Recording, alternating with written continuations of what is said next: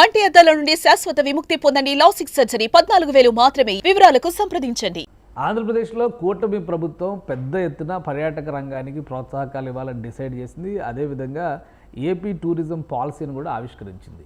ఇప్పుడు అమరావతి రాజధాని అనేటువంటి అంశంపైన స్పష్టత రావడం, అమరావతిలో యాక్టివిటీని పెద్ద ఎత్తున ప్రారంభించేటువంటి ప్రయత్నాల్లో ఉన్నటువంటి ఏపీ సర్కారు టూరిజం ఆఫర్స్ ఇచ్చినటువంటి విధానాన్ని బట్టి దేశంలోనే ప్రతిష్టాత్మకమైనటువంటి సంస్థలు, ప్రధానంగా ఆతిథ్య రంగంలో తలమానికమైన సంస్థలుగా భావించేటువంటి తాజ్ గ్రూప్, అంటే టాటా సంస్థకు చెందినటువంటి తాజ్ గ్రూప్, ఒబెరాయ్ వంటి ప్రతిష్టాత్మకమైనటువంటి 5 స్టార్ హోటల్స్ నిర్వహణ చేస్తున్నటువంటి సంస్థలన్నీ కూడా ఏపీకి క్యూ కడుతున్నాయి. ఒకటి కాదు, రెండు కాదు, ఏకంగా ఆంధ్రప్రదేశ్లో వివిధ ప్రాంతాల్లో ఏర్పాటు చేసేందుకు దాదాపు 25 స్టార్ హోటల్ని ఏర్పాటు చేసేందుకు ప్రైవేటు భాగస్వామ్యంతో ఏర్పాటు చేసేటువంటి సంస్థలన్నీ కూడా పోటీ పడుతున్నాయి. వివిధ దశల్లో వీటికి సంబంధించినటువంటి ప్రతిపాదనలు ఆంధ్రప్రదేశ్ గవర్నమెంట్ టూరిజం పాలసీని అనౌన్స్ చేసిన తర్వాత ఈ స్టార్ హోటళ్ల నిర్మాణానికి సంబంధించి ఇందులో 3 స్టార్ హోటళ్ళు, 4 స్టార్ హోటళ్ళు, 5 స్టార్ హోటల్స్ కూడా ఉండడం విశేషం.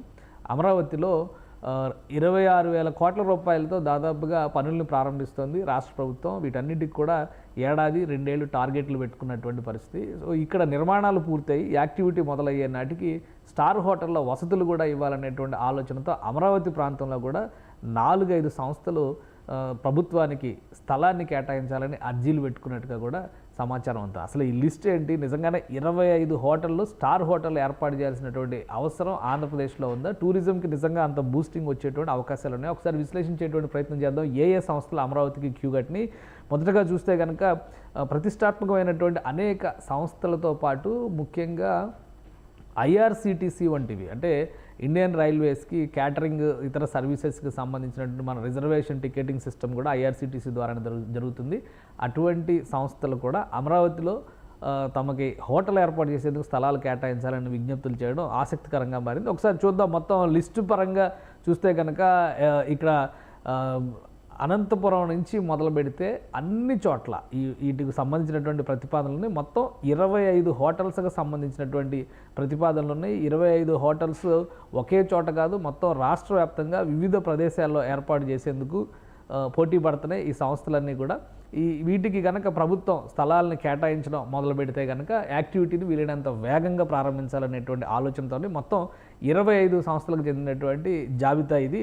ఒకసారి చూద్దాం. ఇందులో ఫస్ట్ చూస్తే కనుక ఎకో ఐజల్ రిసార్ట్స్ ప్రైవేట్ లిమిటెడ్ అనంతగిరి మండలం, అంటే ఏఎస్ఆర్ జిల్లా, అల్లూరు సీతారామరాజు జిల్లాకు సంబంధించి 25 ఎకరాల భూమిని కేటాయించాలనేటువంటి విజ్ఞప్తిని రాష్ట్ర ప్రభుత్వానికి చేసింది. అంటే 25 ఎకరాల భూమిని కేటాయిస్తే ఒక రిసార్ట్ తరహా టూరిజం స్పాట్ని డెవలప్ చేసేందుకు ఈ సంస్థ ప్రతిపాదనల్ని రాష్ట్ర ప్రభుత్వం ముందర పెట్టింది. అందుకనే 25 ఎకరాల భూమి కావాలనేటువంటి ప్రతిపాదన చేసింది. ఇక మహీంద్రా హాలిడేస్కి సంబంధించినటువంటి సంస్థ, మహీంద్రా హాలిడేస్ గురించి చాలా ప్రతిష్టాత్మకమైనటువంటి క్లబ్ మహీంద్రా క్లబ్. సో దీనికి సంబంధించి కూడా అరకు ప్రాంతంలో 20 ఎకరాల భూమిని కేటాయించాలనేటువంటి విజ్ఞప్తిని అరకు ప్రాంతంలో చేశారు. ఇది ఇక్కడ చూస్తే మనకి ఈ ఎన్ని ఎకరాలు కేటాయించాలనేటువంటి ప్రతిపాదనలు కూడా చాలా క్లియర్గా మెన్షన్ చేశారు.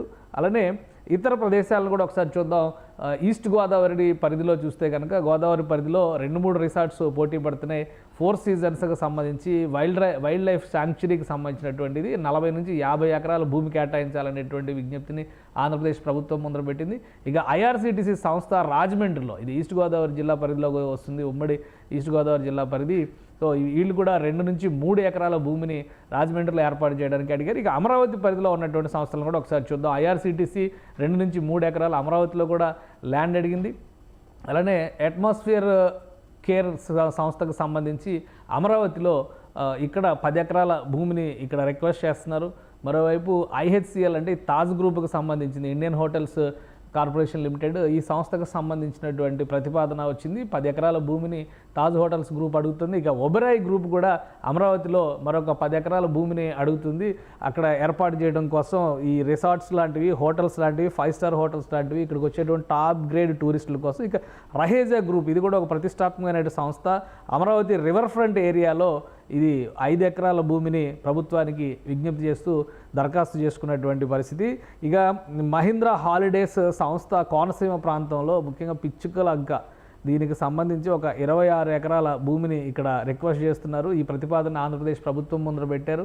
ఇక వాంటేజ్ గ్రూప్కి సంబంధించి మంగినపూడి బీచ్ అంటే కృష్ణా జిల్లా బందర్ బీచ్ని మంగినపూడి బీచ్ అంటారు. అలానే Raheja group Vijayawada river front అంటే రహేజా గ్రూప్ ఒకసారి అబ్జర్వ్ చేస్తే కనుక అమరావతి సైడ్ అంటే ఇది గుంటూరు పరిధిలోకి వచ్చేటువంటి అమరావతి, ఇటు విజయవాడ పరిధిలో కూడా కృష్ణా జిల్లా పరిధిలోకి వస్తుంది. అంటే ఉమ్మడి కృష్ణా జిల్లా పరిధిలో ఇక్కడ కూడా ఒక 5 ఎకరాల భూమిని రహేజా గ్రూప్ విజ్ఞప్తి చేసింది. అంటే మొత్తం ఇక్కడ వరకు వీళ్ళు ఫస్ట్ లిస్ట్లో చూస్తే కనుక 12 ప్రతిపాదనలు కనిపిస్తున్నాయి. 12 హోటల్ సంస్థలకు సంబంధించినటువంటి ప్రతిపాదనలు కనిపిస్తున్నాయి. సో ఈ ఫస్ట్ లిస్ట్లో చూస్తే 12 ప్రతిపాదనలు కనిపిస్తున్నాయి. మొత్తం ఉత్తరాంధ్ర దగ్గర నుంచి మొదలుకొని అమరావతి ప్రాంతం అంటే మధ్యాంధ్ర వరకు ఉన్నటువంటి ప్రతిపాదనలుగా వీటిని మనం చూడాల్సి ఉంటుంది. ఇక ఇతర జిల్లాల్లో ఎటువంటి ప్రతిపాదనలు వస్తున్నాయి, అక్కడ కూడా రిసార్ట్స్ అండ్ హోటల్స్కి సంబంధించినటువంటి ప్రతిపాదనలు ఉన్నాయా లేదో ఒకసారి పరిశీలించి చూద్దాం. ఎందుకంటే రాష్ట్ర వ్యాప్తంగా వచ్చినటువంటి ప్రతిపాదనలు ఇవి. ప్రభుత్వం దగ్గర ప్రస్తుతం పరిశీలనలో ఉన్నటువంటి ప్రతిపాదనలు ప్రధానంగా ఐఆర్సీటీసీ చాలా చోట్ల రిక్వెస్ట్ చేస్తుంది. ఆల్రెడీ రాజమండ్రి,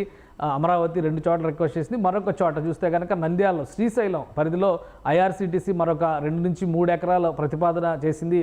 అక్కడ ఏర్పాట్లకు కావాల్సినటువంటి అంటే నిర్మాణానికి కావాల్సినటువంటి భూముల్ని అడుగుతుంది. మరొకటి తిరుపతిలో కూడా ఐఆర్సీటీసీ ప్రతిపాదన చేస్తుంది. తిరుపతిలో కూడా 2 నుంచి 3 ఎకరాల భూమి కావాలనేటువంటి ప్రతిపాదన ఐఆర్సీటీసీ చేసింది. అట్మాస్ఫియర్ కోర్కి సంబంధించినటువంటి సంస్థ కూడా తిరుపతిలో 10 ఎకరాల భూమిని ఇక్కడ కూడా హోటల్స్కి సంబంధించి నిర్మాణానికి సంబంధించినటువంటి ప్రతిపాదన చేస్తే ఇక వైజాగ్ పరిధిలో చూద్దాం. విశాఖపట్నం పరిధిలో అమరావతి కంటే కూడా విశాఖపట్నంలో డిమాండ్ చాలా ఎక్కువ కనిపిస్తుంది. ఈ లిస్టు ప్రకారం చూస్తే కనుక రహేజా గ్రూపు బీచ్ ఫేసింగ్ వైజాగ్లో 15 ఎకరాల భూమిని ప్రభుత్వానికి కోరుతూ విజ్ఞప్తి చేసింది. అలానే మహీంద్రా హాలిడేస్ సంబంధించి భీమిలి పరిధిలో 55 ఎకరాలు ఒక రిసార్ట్ నిర్మాణానికి సంబంధించినటువంటి ప్రతిపాదన రహేజా గ్రూప్ చేసింది. ఇక తాజ్ గ్రూప్ ఆల్రెడీ విశాఖపట్నంలో తాజ్ గ్రూప్కు సంబంధించినటువంటి హోటల్ ఉంది. కానీ మరొక ప్రతిపాదన ఐహెచ్సిఎల్ భీమిలి పరిధిలో చేసింది. అయితే ఎంత స్థలం కావాలనే దాని అంశంపైన ఇంకా క్లారిటీ లేదు. బట్ భీమిల్లో మాత్రం ఒక 5 స్టార్ హోటల్ పెట్టేందుకు తాజ్ గ్రూపు సన్నద్ధంగా ఉన్న సంకేతాలను మనం అర్థం చేసుకోవచ్చు. ఇక రామానాయుడు స్టూడియోస్ సమీపంలో కూడా రహేజా గ్రూపు మరొక 5 స్టార్ హోటల్ నిర్మాణానికి సంబంధించి 5 ఎకరాల భూమికి దరఖాస్తు చేసుకున్నటువంటి పరిస్థితి ఉంది. అలానే ఐఆర్సీటీసీ ఎండాడ దగ్గర ఐఆర్సీటీసీకి సంబంధించినటువంటి వైజాగ్లో ఉన్నటువంటి పరిధి ఇది. ఇక్కడ కూడా ఐఆర్సీటీసీ దాదాపు అన్ని చోట్ల 3 ఎకరాల చొప్పున ప్రతిపాదనలు చేసింది. మొత్తం 5-6 చోట్ల ఐఆర్సీటీసీ అడిగింది. ఇక్కడ దానికి సంబంధించినటువంటి టూరిజం డెవలప్మెంట్లో భాగంగా రిసార్ట్స్ ఆర్ హోటల్స్ నిర్మాణానికి సంబంధించి అట్మాస్ఫియర్ గ్రూప్ ఎండాడలో కూడా అట్మాస్ఫియర్ ఇది యారాడ అది ఎండాడ రెండింటి మధ్య డిఫరెన్స్ ఉంది.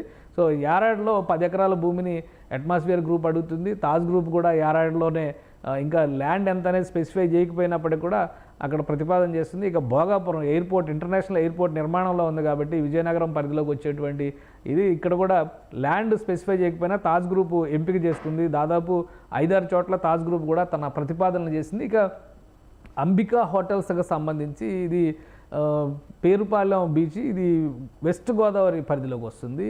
అంబికా హోటల్స్ అండ్ ఇది కూడా రిసార్ట్ తరహా ప్రతిపాదన అయి ఉండొచ్చు. ఎందుకంటే 40 ఎకరాల భూముల్ని కావాలనేటువంటి ప్రతిపాదన చేస్తుంది. ఇక 4 సీజన్స్ వాళ్ళు గండికోట దగ్గర కూడా వైఎస్ఆర్ కడప జిల్లా పరిధిలో 40 నుంచి 50 ఎకరాల భూమి అడుగుతున్నారు. ఒక హోటల్ ఆర్ రిసార్ట్ తరహాలో ఒక పెద్ద ప్రతిపాదనగా చూడాలి. మొత్తం మీద రాష్ట్రంలో చూస్తే కనుక 25 చోట్ల ఈ హోటల్స్ ఆర్ రిసార్ట్స్ నిర్మాణానికి సంబంధించినటువంటి ప్రతిపాదనలు ప్రభుత్వం దృష్టికి వచ్చాయి. మొత్తం మీద 25 చోట్ల రాష్ట్రంలో ప్రతిపాదనలు రాష్ట్ర ప్రభుత్వం దృష్టికి వచ్చాయి. వీటన్నిటిపైన కూడా కొత్తగా తీసుకొచ్చినటువంటి టూరిజం పాలసీ ఆధారంగా తీర ప్రాంతంలో అలానే కొత్తగా అభివృద్ధి చెందుతున్నటువంటి టూరిస్ట్ పొటెన్షియాలిటీ ఉన్నటువంటి ప్రదేశాలు ఇప్పుడు ఆల్రెడీ కేంద్ర ప్రభుత్వం కూడా కొన్ని నిధులు ఇచ్చి అఖండ గోదావరి ప్రాజెక్టు కింద గోదావరి జిల్లాల్లో అలానే గండికోట దగ్గర కూడా టూరిజం ప్రాజెక్టుల అభివృద్ధికి ప్రతిపాదనలు ఇచ్చింది. కాబట్టి ఇటు శ్రీశైలము అటు గండికోట ఇలాంటి చోట్ల కూడా పెద్ద హోటల్స్ నిర్మాణానికి సంబంధించి అక్కడికి వచ్చేటువంటి టూరిస్ట్ రద్దీని దృష్టిలో పెట్టుకొని 3 స్టార్ 4 స్టార్ హోటల్స్ నిర్మాణానికి సంబంధించినటువంటి ప్రతిపాదనలు రాష్ట్ర ప్రభుత్వం ముందున్నాయి.